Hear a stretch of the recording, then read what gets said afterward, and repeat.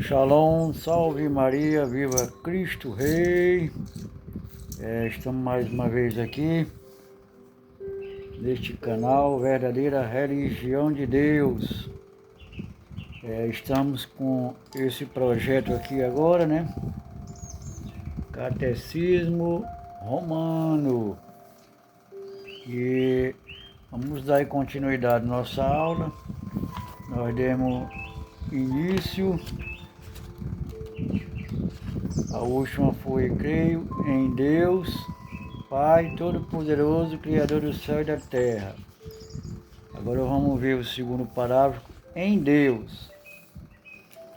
Vamos fazer uma breve oração em nome do Pai, do Filho e do Espírito Santo. Amém. Vinde, Espírito Santo, enchei os corações dos vossos fiéis, acendei neles o fogo do vosso amor. Enviai o vosso Espírito, tudo será criado, renovareis a face da terra.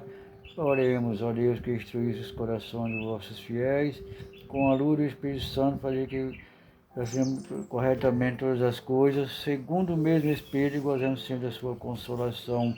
Por Cristo, Senhor nosso. Amém. Ave Maria, cheia de graça, o Senhor é convosco, bendita sois vós entre as mulheres. Bendito é o fruto do vosso ventre, Jesus. Santa Maria, Mãe de Deus, rogai por nós pecadores, agora e na hora de nossa morte. Amém. Glória ao Pai, ao Filho e ao Espírito Santo, como era no princípio, agora para todos sempre, pelos séculos dos séculos. Amém. Vamos ver aqui o primeiro ponto, o parágrafo número 5. A excelência da fé. Estas palavras, em Deus, nos mostram a dignidade e excelência da sabedoria cristã, pela qual podemos reconhecer o quanto devemos à bondade divina por nos levar, sem demoras de raciocínio, a conhecer pelos degraus da fé o ser mais sublime e desejável. Eu me atei aqui a palavra degrau da fé, né? Quer dizer, é uma caminhada que nós fazemos para conhecer a Deus, né? E uma caminhada bem longa, mas é através da nossa fé, de estudo, tanto da Sagrada Escritura, como do Catecismo da Igreja, e a tradição, né, o magistério, nós vamos ter uma breve compreensão de quem é Deus, né? Então, essa palavra degrau da fé, nós vamos a ter essa palavra, né? Vamos caminhando de passo a passo no conhecimento do Criador. Parágrafo 6. Existe realmente uma enorme diferença entre a filosofia cristã e a sabedoria deste mundo, porque esta, guiada só pela luz da razão, pode desenvolver-se aos poucos pelo conhecimento dos efeitos e pela experiência dos sentidos. Mas só depois de longos esforços é que chega, afinal, a contemplar com dificuldade as coisas invisíveis de Deus. Então nós vemos aqui, mas só depois de longos esforços, né? E com muita dificuldade, né? Nós vamos chegar a reconhecer e compreender a Deus como a causa primeira e autor de todas as coisas, tá bom? Não é uma coisa assim que você vai aprender rapidamente. Deus é insondável. Nós nunca, ser humano aqui, vamos conhecer Deus na sua plenitude como Ele realmente é. Há coisas misteriosas que ao homem não cabe saber ainda. A fé, pelo contrário, aumenta, a nossa fé, de tal maneira a penetração natural do Espírito, que este pode, sem esforço, elevar-se até o céu. E, inundado de luz divina, contemplar primeiramente o próprio fogo de toda luz, que é Deus, e de lá todas as coisas colocadas debaixo do seu clarão. Num transporte de júbilo, sentimos então que, das trevas, como diz o príncipe dos apóstolos, fomos chamados para uma luz admirável. E nessa fé exultamos de inefável alegria. É, pois, com razão que os fiéis professam em primeiro lugar sua fé em Deus.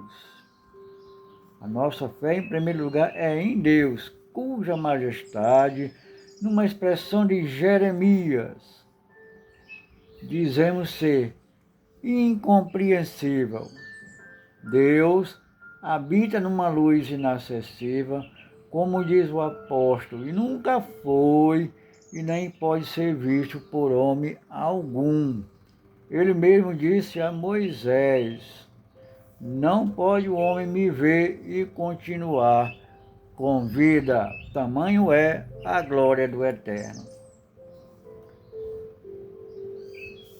Com efeito, para chegarmos até Deus, o mais transcendente de todos os seres, é preciso que nossa alma se desfaça totalmente das faculdades sensíveis.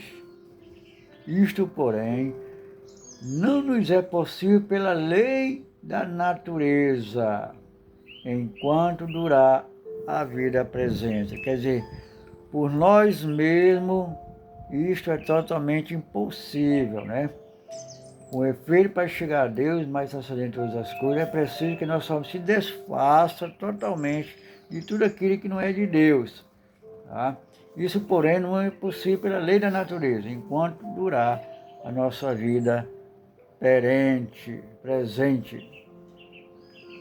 Segundo, diferença entre conhecimento de Deus pela razão e pela fé.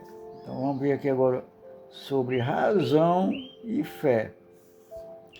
Conhecimento natural que nos dá a razão.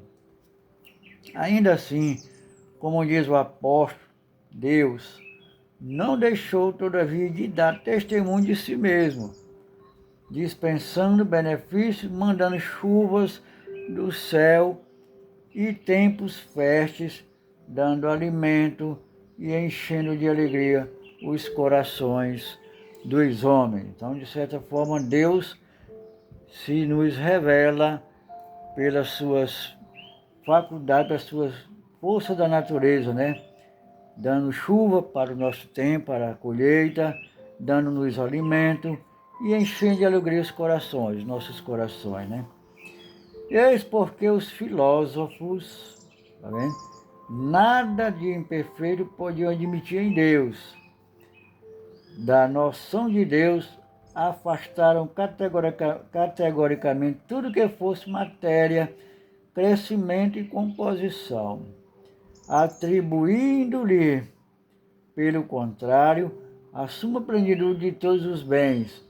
Consideravam-no como fonte perpétua e inexorável de bondade e clemência, donde se derrama em todas as criaturas tudo que nelas há de bom e perfeito.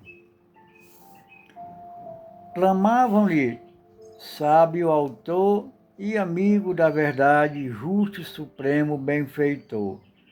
Deram-lhe ainda outros atributos que exprimem uma perfeição suma e absoluta. Em Deus, reconheciam um poder imenso e absoluto, que abrange todos os lugares e chega a todas as criaturas. No entanto, estas verdades são expressas com mais vigor e propriedade nas páginas das Sagradas Escrituras, como, por exemplo, nas passagens seguintes. Deus é Espírito, João 4, 24. Sede perfeito como vosso Pai no céu é perfeito. Mateus 5, 48. todas as coisas estão nu e descoberto diante dos seus olhos. Hebreus 4,13. Que profundidade das riquezas da sabedoria e do conhecimento de Deus. Romanos 11,33. Deus é verdadeiro.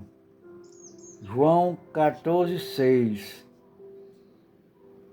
Eu sou o caminho, a verdade e a vida.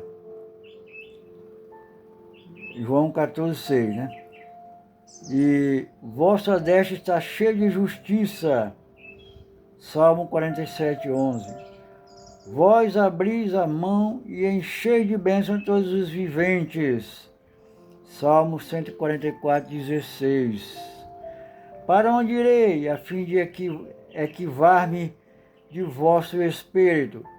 E para onde fugirei da vossa face? Ainda que tomasse asas ao romper da aurora e fosse morar nos confins do oceano, ainda lá me guiaria a vossa mão e vossa destra me tornaria. Salmo 138,7. Porventura não enche o céu e a terra, diz o Senhor. Jeremias 23:24.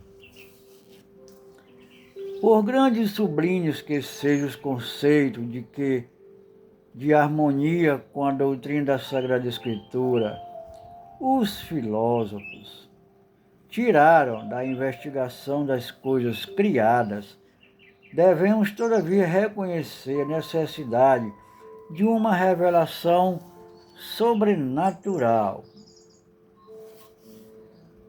Conhecimento de Deus que nos dá a fé.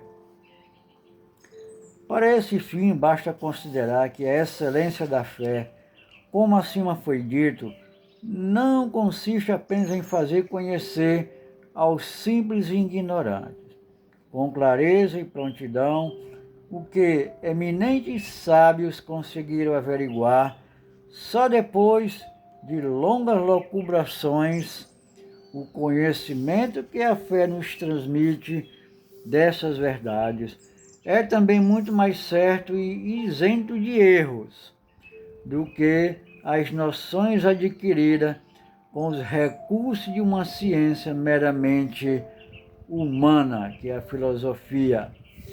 Além disso, quão superior não deve ser aos nossos olhos o conhecimento que a fé nos dá da essência divina, para o qual a contemplação da natureza não leva em geral todos os homens, enquanto a luz da fé propriamente o franqueia a todos os crentes. Este conhecimento está depositado nos artigos do símbolo, explana-nos a unidade da essência divina, a distinção das três pessoas, ensina-nos que o último fim do homem é o próprio Deus, do qual o homem deve esperar a posse da celestial e eterna felicidade. Segundo a palavra de São Paulo, Deus retribuirá aos que o procuram.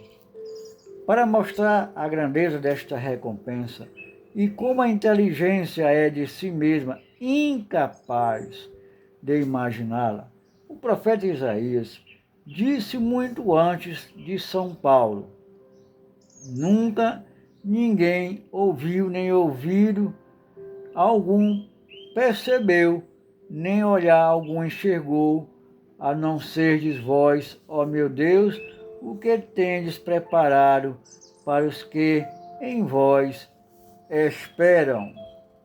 Isaías 64:4 e 1 Coríntios 2:9. A unidade de Deus. Parágrafo 7. Das explicações dadas, segue-se também a obrigação de confessarmos que há um só Deus e não vários deuses. A razão é óbvia. A Deus atribuímos uma bondade e perfeição.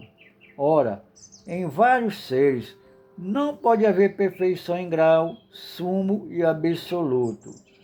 Se a um deles faltar alguma coisa para ser sumamente perfeito, por isso mesmo é imperfeito, e não lhe compete a natureza divina. Comprova esta verdade em muitas passagens dos livros sagrados. Está escrito: Ouve Israel, o Senhor nosso Deus é um só Deus. Deuteronômio 6:4. Além disso,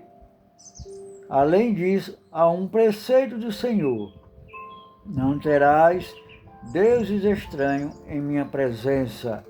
Êxodo 23. E pela boca do profeta diz: Deus, com insistência, eu sou o primeiro, eu sou o último, fora de mim não há Deus. Isaías 41:4, 44:6, 48:2 e conferir também Apocalipse 1:17 e Apocalipse 22:13. O apóstolo também o atesta sem ambiguidade. Um só Senhor, uma só fé e um só batismo. Efésios 4:5.